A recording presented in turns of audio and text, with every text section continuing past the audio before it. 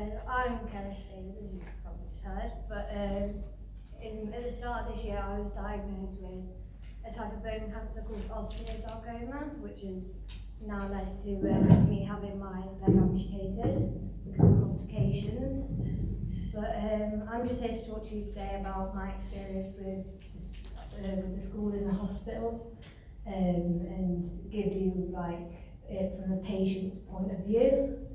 So when I was diagnosed, I was very upset because you never think it's going to be you that's been diagnosed.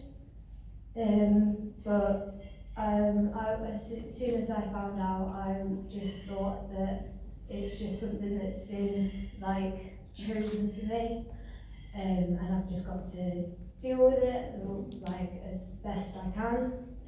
So going into school at first was really hard because I had blood tests and scans and operations, but I chose not to tell my classmates until I started to lose my hair. So I decided to tell them about a month later, just before I started chemo. But before that, I had quite a lot of bullying. I got called faker and milker, and people would take my crutches and hide them just because I told them it was ligament damage, just so I could get it in my own head, being diagnosed and everything. So that was really hard for me to go through, and I did have a bit of people being horrible afterwards, but I just ignored them and just tried to get on with what I was going through. So when I started to lose my hair, I shaved it all off completely, because I thought it's even harder, it just falling out. So I donated my hair and I raised some money for Little Princess Trust, just because I know how much it costs to make the wigs and it's very expensive.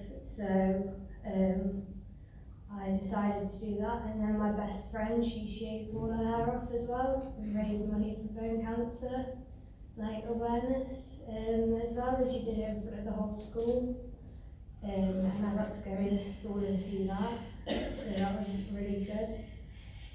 So, because you miss a lot of time off at school when you're in the hospital and stuff, having the lessons does really help, because you get a lot of work done during just a 1 hour session, compared to if you did a 1 hour at school, because you have people constantly being loud and disruptive and just being class clowns and stuff. So the school does help you to try and keep up with the work at school, so you're not missing out. But sometimes if you're not feeling very well, it's just impossible to do the work.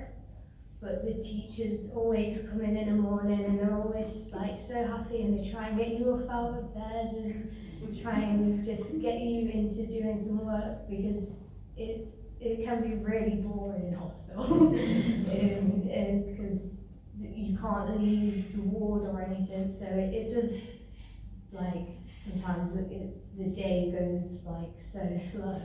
So you have to find things to do, and the schoolwork does really help, because if you don't finish something, then you can do it in your own time, when in the evening if you're chilling or something. So I really enjoy doing cooking lessons as well, and I have a lot of maths, English and art, and I tend to have my lessons in the teenage space, in Burlington Children's, because if you're in your room all the time, it's seeing the same four walls all the time can become very depressing, and it can make you feel even worse. So it's nice when I have my lessons in the teenage space, and sometimes I'll even have lessons with other patients, and I've had some maths and stuff, and it is so nice just to have someone else there as well, and that's going through the same thing, because then you can relate to each other as well, and you can get a lot done with them. So when I go back to school, because I'm still currently going through treatment, I want to try and stay in the same year as I am, because if it's sometimes unavoidable, but if you're held back a year, then you're not with your friends and stuff, and when they're finishing school and they like finish in like a month earlier, they'll be going to like McDonald's or something. And you'll see like them out like having fun and stuff, and you're stuck like in the year below, and it's like not very nice to see that. But the school like in the hospital does try and really help keep you in the same year. But sometimes it's just unavoidable if you're really poorly or if your treatment's really long.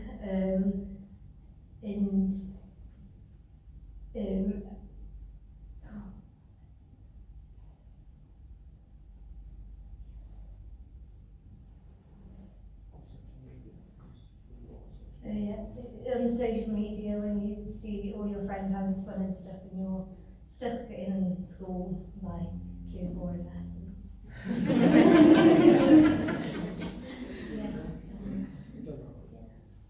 So my dad's going to say something. Yeah, so I'll probably repeat some of the things that Karen says, but I'll just do it from a bit more of a parent's point of view.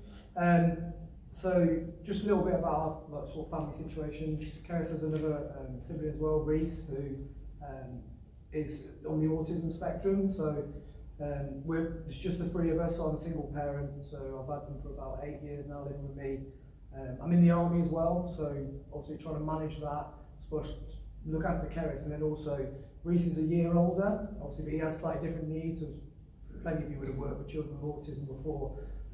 He's only on the spectrum, but some of the things he needs, stability, you know, he needs me there, he likes routine, it's really hard to keep to. So just a little bit obviously there about our family.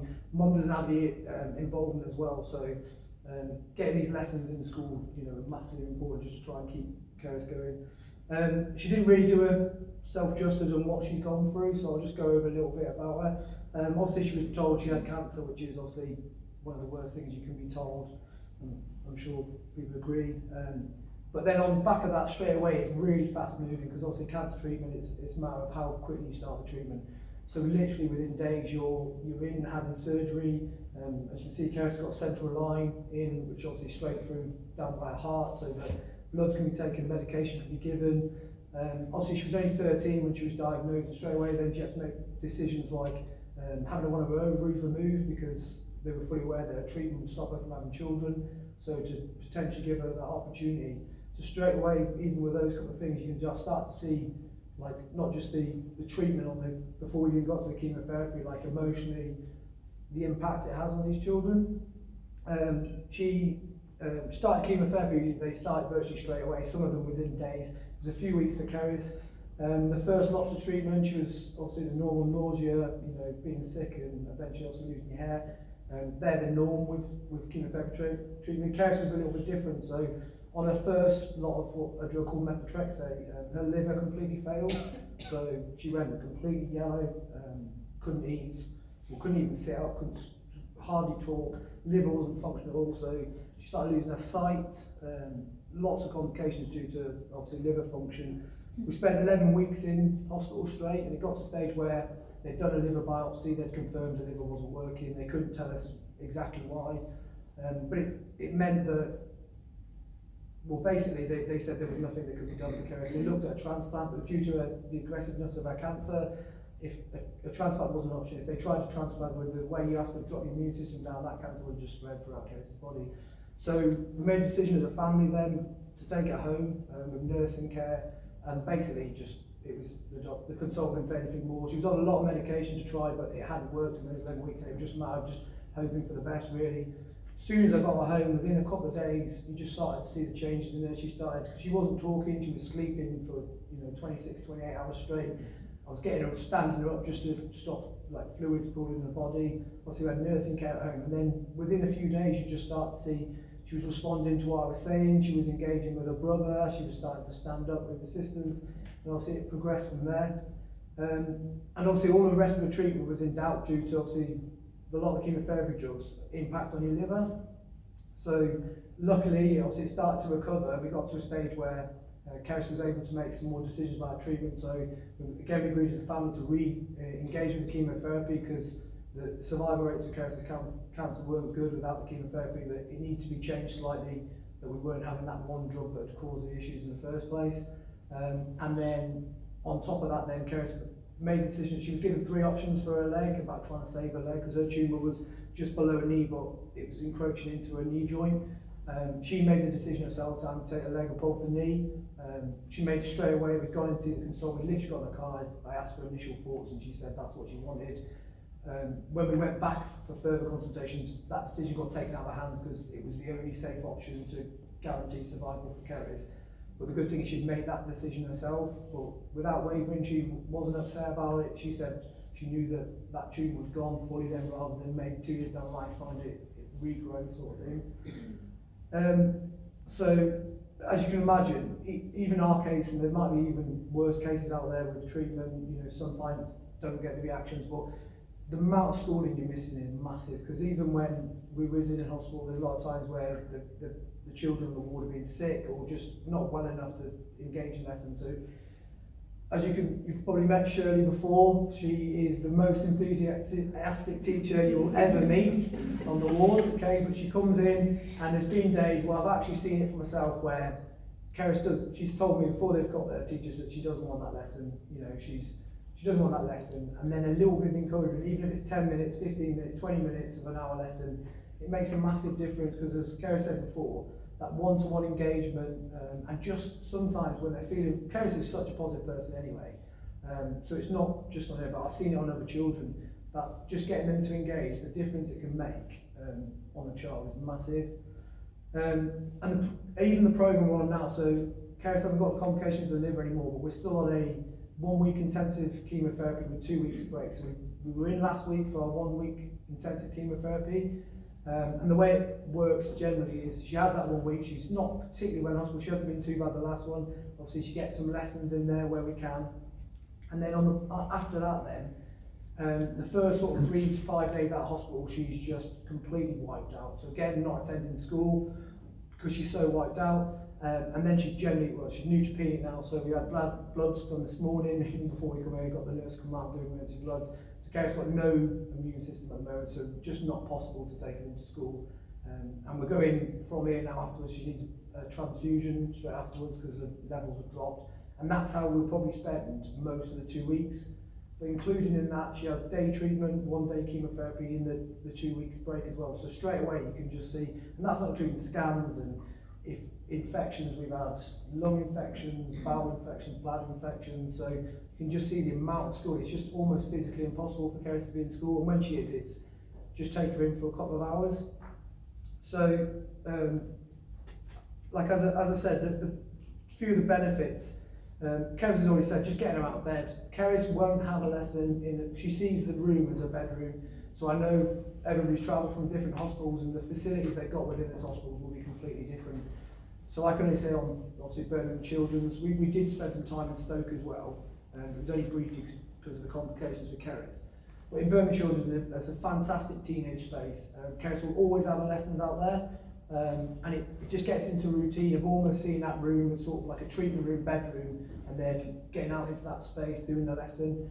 And I've seen her have a couple of lessons with other children, and children who have literally refused to come out of the room. We've got them out into the teenage phase, and it just starts a conversation, because you want them to talk to other children, especially it's good for their mental health, but some children, you know, just grabbing 2 children and sticking them in a space and going like talk to each other, it's just not going to work. But engaging in a lesson, if you can get that teacher involved, and it only needs to be a little hello or whatever, they can see the person's hooked up to chemotherapy, and I think that's one of the massive difference. Obviously it depends on the health of the child, whether they can come out of the room and all that sort of stuff. But I think if there's an opportunity to facilitate rooms within the hospital or social spaces to do just 2 or 3 students in on one lesson. I know it can be difficult because of ages and all of that sort of stuff and what they're learning in their curriculum, but if that's possible, I think it's a massive benefit to children. I've seen it from other children as well.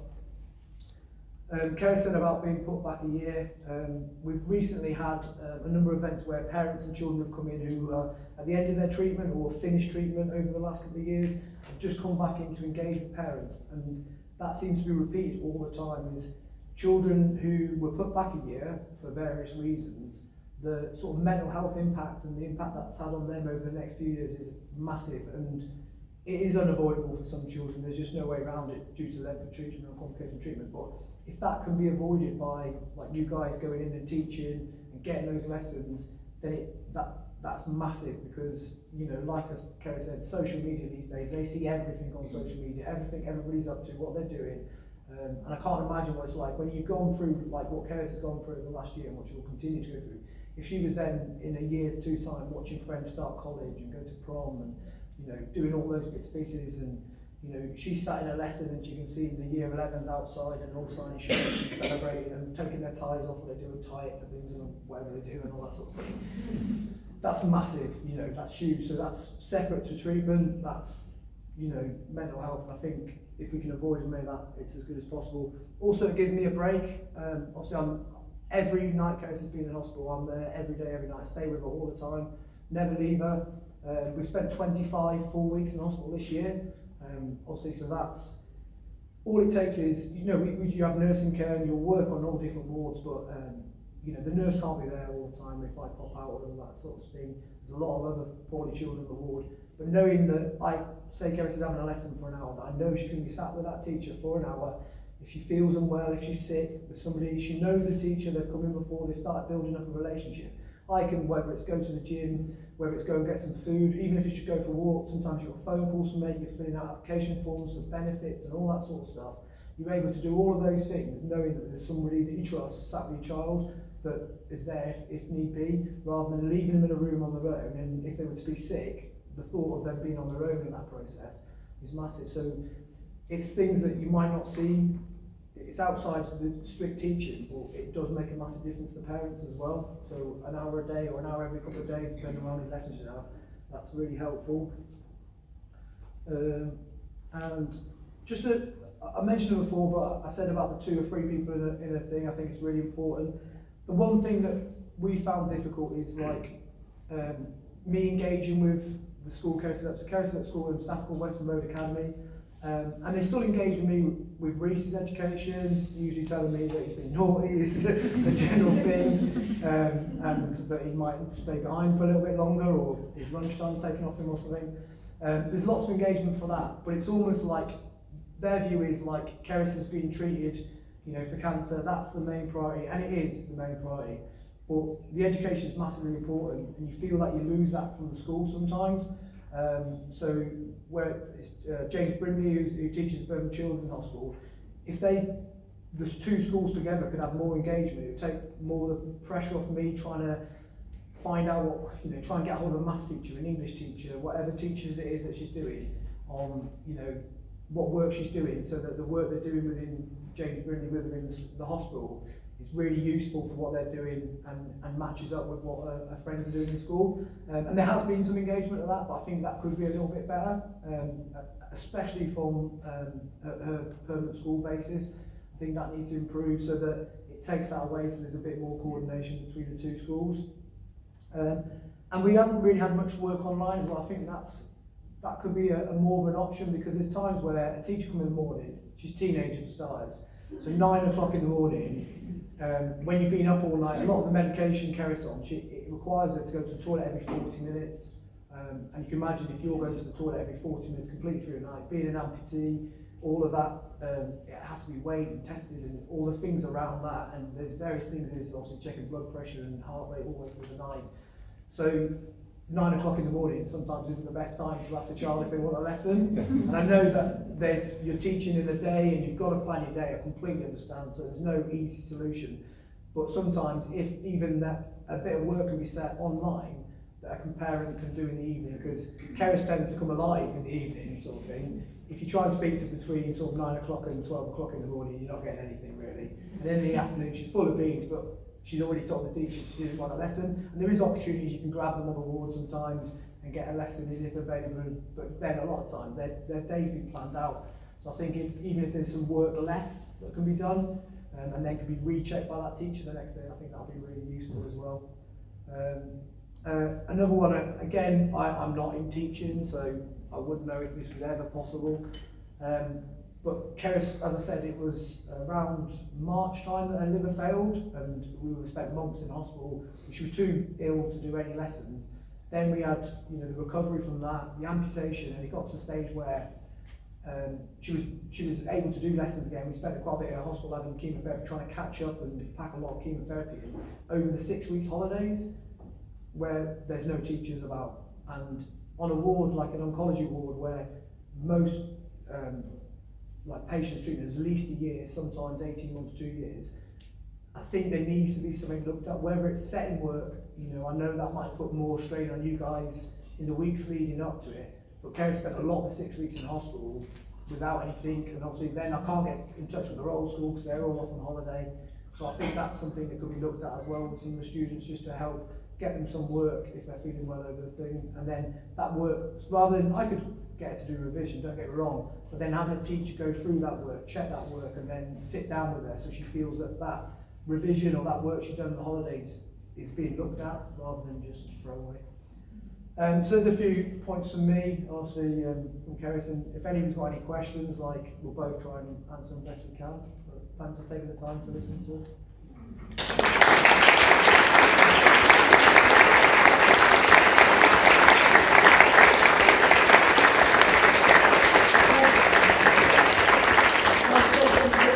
So Keris has got a YouTube channel, and at the top there, so that's the thing, it's just Keris space XO. And she didn't do it for the first few months. And then one day she just said to me, I'm gonna do a vlog, I'm gonna go upstairs, I just want to sort of tell my story. So her first video is quite long, it's about 40 minutes long. She's doing the makeup at the same time, so it's a bit of a distraction for her. And she just talks about what it's like being diagnosed, all of that sort of stuff, goes into everything, a full treatment cycle for that first sort of 4 or 5 months. And now she's continued doing that, so we've filmed, with the nurse's permission, we filmed Keris having blood transfusions, having chemotherapy, our week stay in hospital, what she gets up to, having her lessons, all of that sort of stuff. Everything involved, and then what we do outside of that, so when we do get breaks in treatment, trying to utilise that time where she might not be nutritionally well enough to go to school, doing activities, so feel free to take it down and pass it on to any students. And that's her Instagram page where she puts a lot of the links on there as well. It might be really good for some of the children just to see some of those things, because if you tell a 12-year-old, well, we've checked your blood results, we think you have a blood transfusion, can be really scary.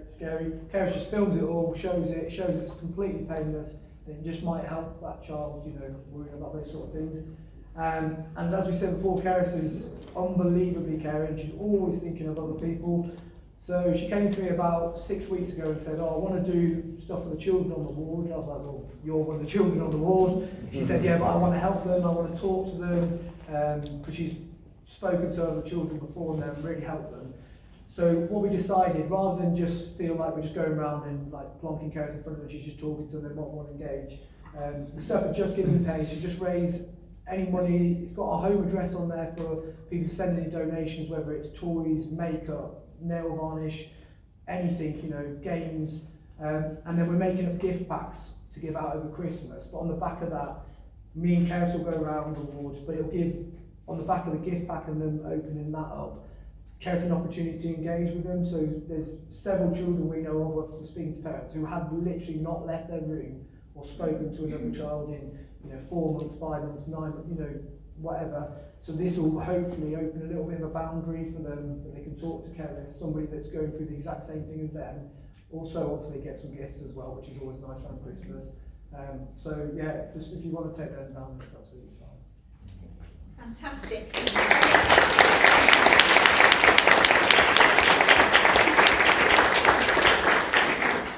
I think you'll all realise why I am so proud to know Kerry's and Geraint, and what a privilege it is for all of us to work with her. We do want to take some questions, but I'm aware of time, so we've got somebody coming to do 10 minutes in a minute newsflash, but Kerry's and her dad will be out there at coffee time after that. So is that okay for you to take questions out there?